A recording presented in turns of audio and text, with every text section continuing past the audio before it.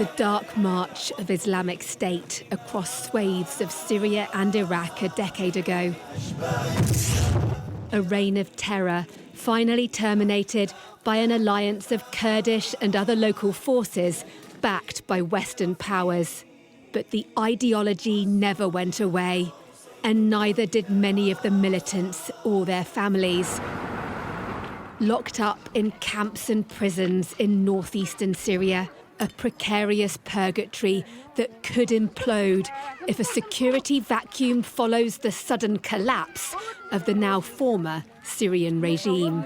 If the camps are not guarded properly, then you could see a situation within which the camps just sort of broke out and the guards were overrun and all of that concentration of Islamic State firepower disperses around the region. The British intelligence and security services are surely scrambling to try to understand what events in Syria mean for the terror threat there. I've spoken to Jonathan Hall, KC, the independent reviewer of terrorism legislation. He says he's worried about the potential for a resurgence of Islamic State, with all that could mean in terms of inspiring more British nationals to travel to Syria or to carry out acts of terror at home. Then there's the question of Syria's triumphant rebel leader.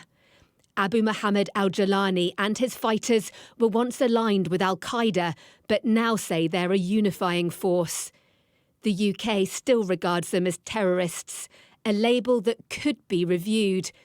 But on a trip to the Gulf, the Prime Minister signalled that wouldn't happen quickly.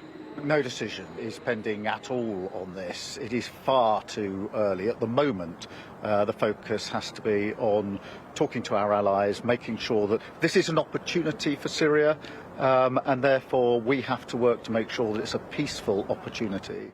The United States and Israel are taking no chances, especially as the ousted regime stockpiled quantities of chemical weapons. Here, Israeli warplanes bomb an undisclosed target.